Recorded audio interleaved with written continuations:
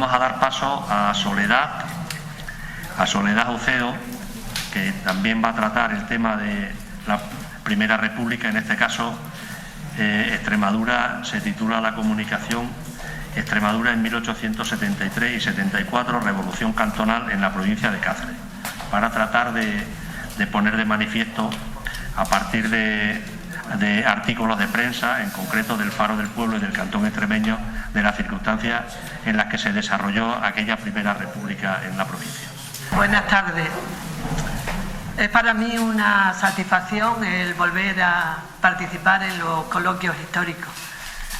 En esta ocasión mi trabajo se titula Extremadura en 1873 y 1874, Revolución Cantonal en la provincia de Cáceres. Las Cortes proclaman la Primera República el día 11 de febrero de 1873, como consecuencia de la inestabilidad política, social y económica que había en España desde aproximadamente los años 1860, cuando tenía que reinar Isabel II, pero como era una niña, tuvo que regentar su madre María Cristina. Y fue atacada por carlistas, liberales, y no tuvieron más remedio que declarar la mayoría de edad a los 13 años a Isabel II, que reinó pero sin éxito, por lo que España buscaba rey. Y Prim impuso para rey a Amadeo de Saboya, hijo del rey de Italia. Supuso un gran descontento para el pueblo español, tanto que Prim fue asesinado antes de la llegada de Amadeo de Saboya a España. Amadeo llega a España y reina desde el 1871 hasta el 1873, que tras 2 años intensos de trabajo por mejorar la situación, abdica, más por agotamiento que por presión de los republicanos. Y es entonces cuando las Cortes proclaman la Primera República, concretamente el día 11 de febrero de 1873, y finaliza el 29 de diciembre de 1874. Se cumplen este año 2024 150 años, acontecimiento histórico que acogen los coloquios históricos de Extremadura para celebrar su 53 edición. Cuando comienza la Primera República hay algún logro importante en la historia, porque el 18 de febrero de 1873 los republicanos abolieron las quintas. Las quintas era un sistema de rendimiento forzoso de jóvenes para el ejército de España no remunerado y estaba vigente desde el siglo XVIII y en muchas ocasiones habían intentado eliminar. Esto fue un acontecimiento muy importante para todos los jóvenes de España y también en Extremadura, y se pensaba que podría ser beneficio porque a partir de ahora irían al ejército solamente los chicos voluntarios. Por ejemplo, pongo aquí que en Navalmoral de la Mata, con el alcalde Ángel Custodio Oliva López, los chicos que hubieran cumplido 20 años en enero podrían ser soldados voluntarios durante 3 años y se les pagaría 2 pesetas diarias. Pero no tuvo la aceptación que se pensaba ni en España ni en Extremadura, a pesar que la cantidad era superior al salario de un jornalero agrícola. Y sí hubo en España muchas esperanzas y expectativas de mejora, que hasta se oían coplas, y cojo yo ahí una copla, si la República viene no habrá quintas en España. Por eso hasta la Virgen se hace republicana. También hubo mucha esperanza en el campo, en general en España y en particular en Extremadura, porque es el tema que nos ocupa Extremadura. Porque la Primera República tuvo como proyecto remediar la situación del campo y pretendieron modificar la legislación desamortizadora, evitando la venta de bienes del Estado y facultando a los jornaleros el acceso a la propiedad por censo reservativo para evitar que se ocuparan las tierras. tenían buena voluntad, pero la brevedad del periodo republicano impidió que fructificase el intento, a pesar que la idea era buena en beneficio de los agricultores españoles en general y extremeños en particular. La brevedad del periodo republicano fue como consecuencia de contar con 5 presidentes en tan poco tiempo: Estanislao Figueras, Francisco Pi y Margall, Nicolás Salmerón, Emilio Castelar, que ya entra en el otro año, en 1874, y Francisco Serrano.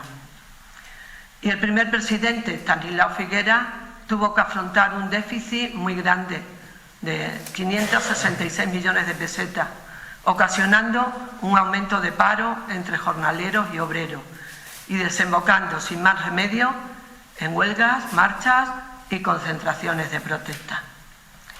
Como ejemplo pongo una fotografía de los enfrentamientos que hubo en el Congreso de los Diputados de Madrid el día 24 de febrero entre radicales y republicanos.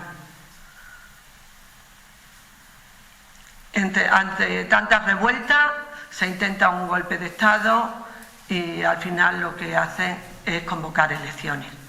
Y las elecciones tienen lugar los días 10, 11, 12 y 13 de mayo del 1873.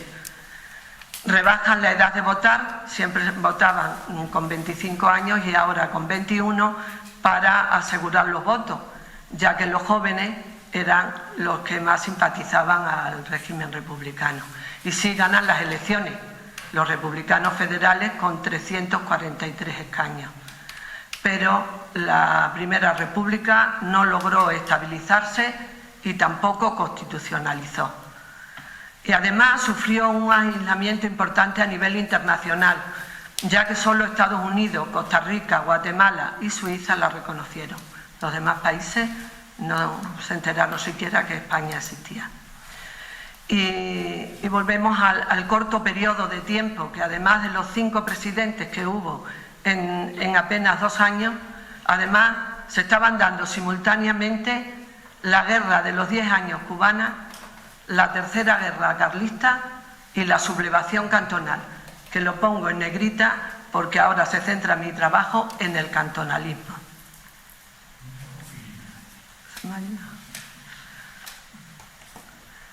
El cantonalismo es un sistema político que aspiraba a dividir el Estado en cantones, es decir, en ciudades independientes que se federarían libremente sin esperar a que las Cortes elaboraran y aprobaran la nueva Constitución Federal.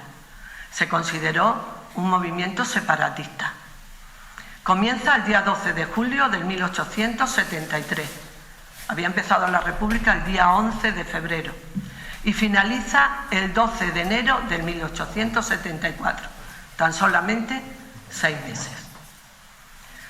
Esta rebelión obliga al presidente Pi y Margall a dimitir y durante este periodo de 6 meses de cantonalismo gobiernan Nicolás Salmerón y Emilio Castelar, pero todo el tiempo de su presidencia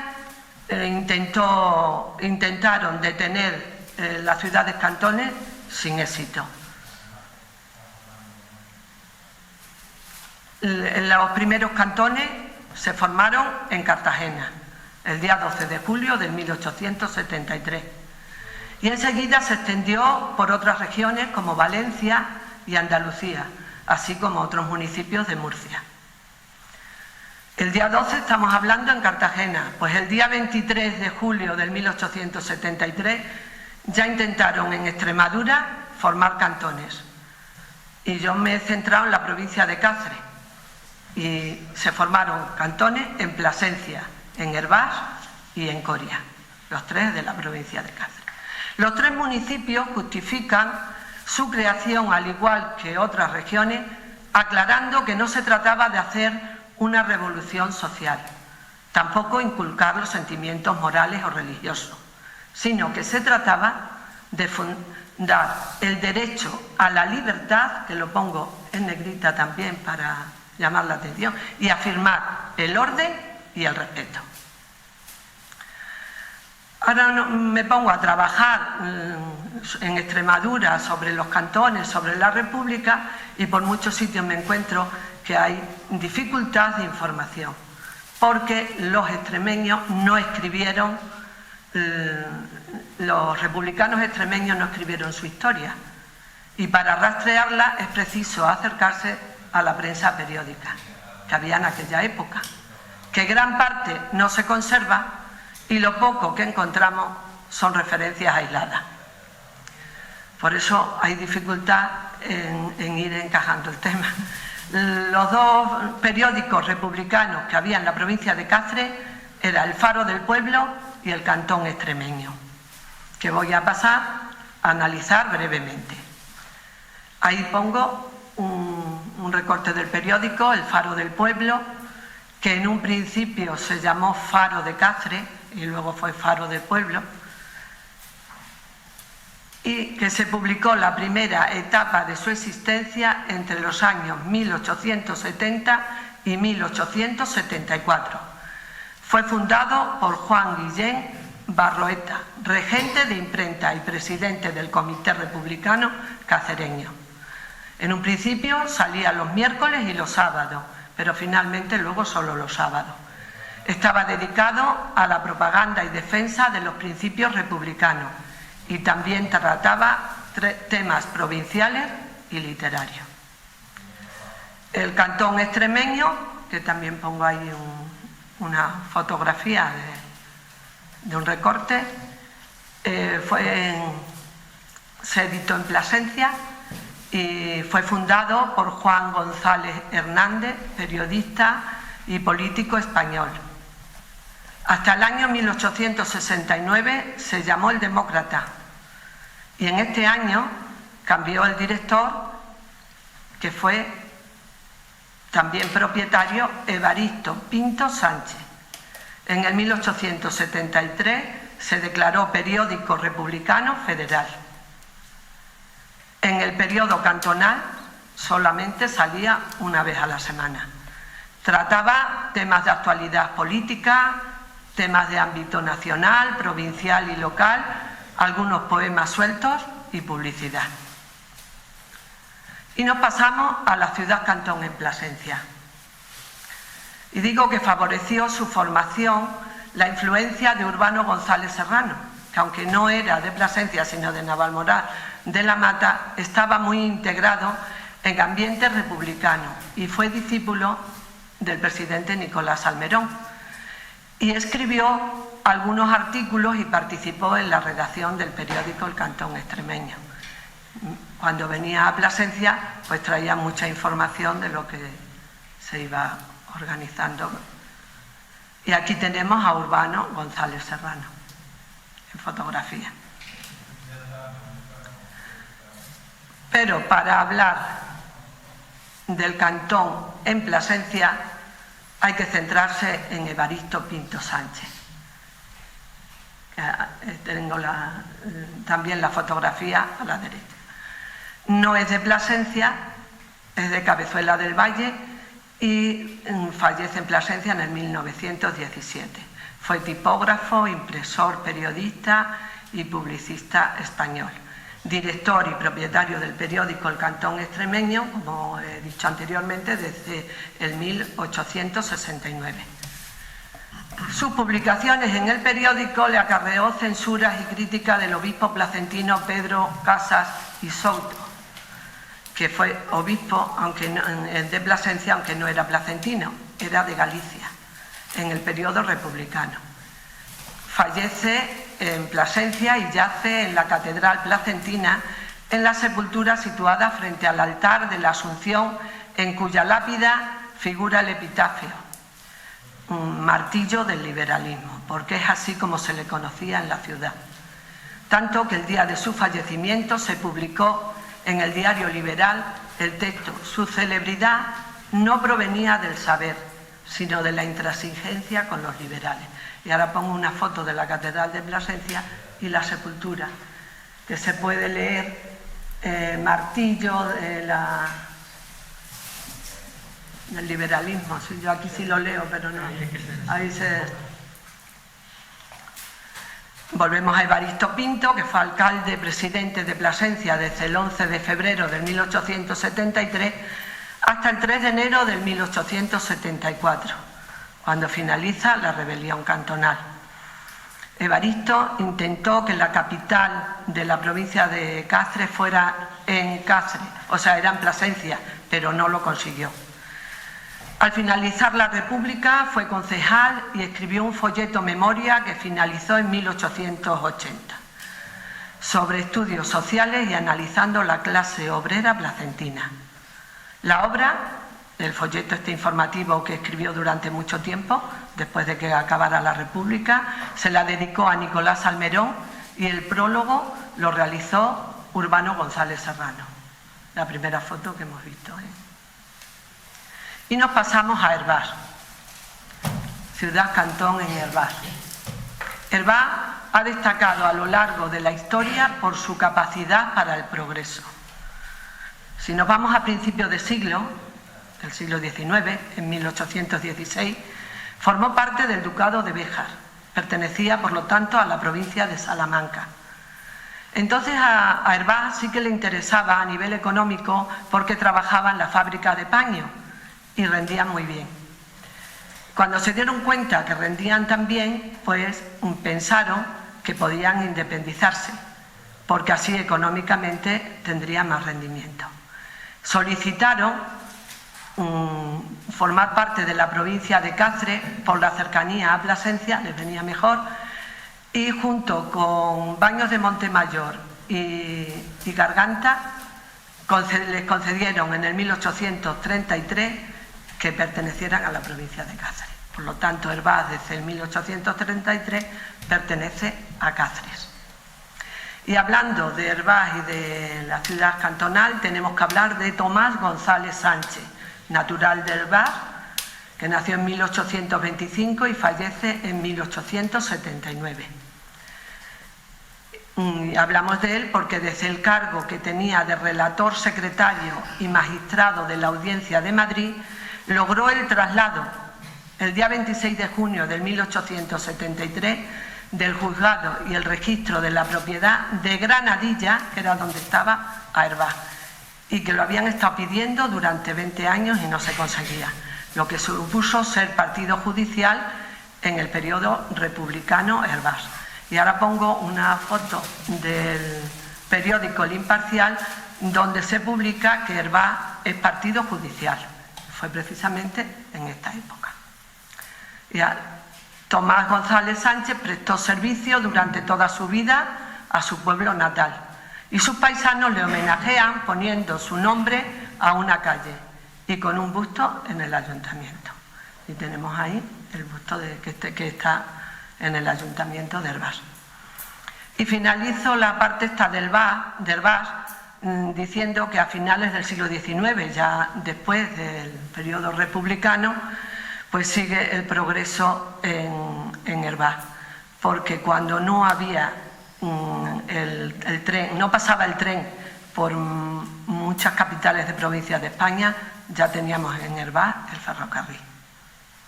Por eso lo he puesto como anécdota de progreso, porque ya se pasa del periodo republicano. Y me voy a Coria, a la ciudad cantón en Coria.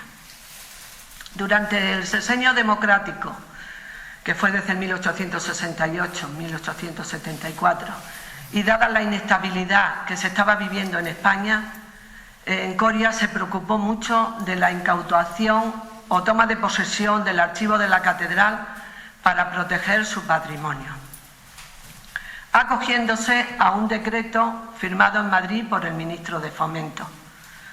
Y es curioso cómo se unen las dos instituciones, la Iglesia con el municipio, se reúnen deán de la catedral con la corporación municipal, pese a la discrepancia de ideas, para custodiar los documentos y que se conserven en buen estado, como lo consiguieron a pesar de todos los conflictos de la República.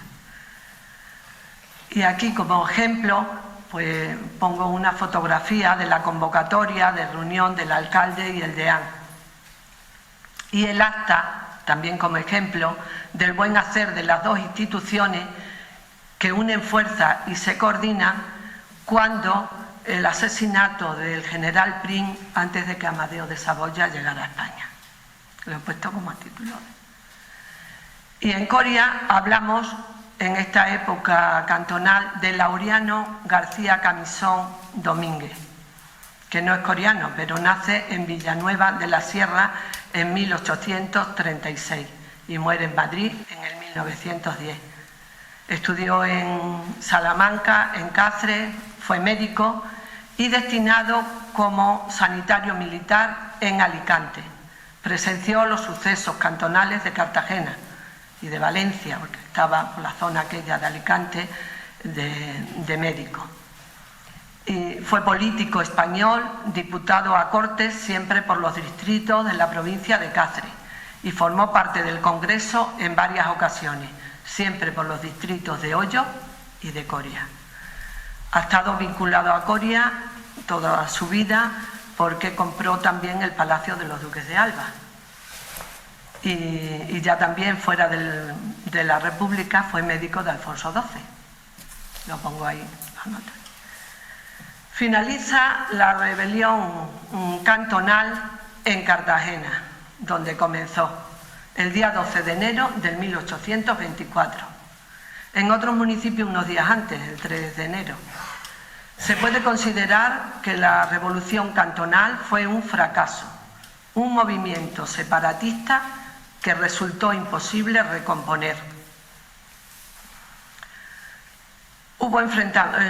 Abrió un enfrentamiento devastador y ocasionó gran decepción, tanto que muchos republicanos abandonaron el régimen. Sin embargo, la historiografía actual manifiesta que la formación de cantones solo pretendía reformar la estructura del Estado, nunca romper la unidad de España, que tanto habían trabajado los reyes católicos en el siglo XV. El día 3 de enero de 1874 se puso fin a la República Federal con el golpe de Estado del general Pavía. Se inicia entonces una república unitaria bajo la presidencia del general Serrano, gobernando hasta el 29 de diciembre de 1874. Cuando Martínez Campos disuelve las Cortes e inicia en Sagunto la restauración de la monarquía, proclamando rey a Alfonso XII. La nación deseosa de paz aceptó con agrado al nuevo rey, que desembarcó en Barcelona el 14 de enero del 1875. Y aquí finaliza mi trabajo, porque ya comienza el reinado de Alfonso XII. Muchas gracias por vuestra atención. Gracias, señora. Un periodo convulso, sin duda, corto sí, pero convulso en la historia general y en la particular extremeña. Pues, ¿alguna consideración? ¿Alguna pregunta?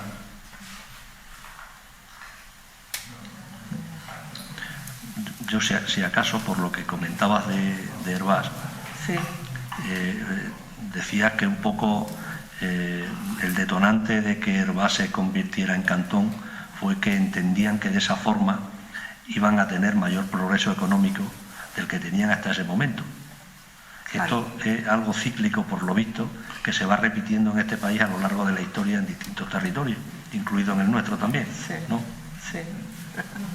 Y damos por finalizada la sesión, la interesante sesión de hoy, con la seguridad de que mañana, que tiene de nuevo lugar otra sesión aquí, tendrá el mismo mayor interés que el de hoy. Muchas gracias por acudir.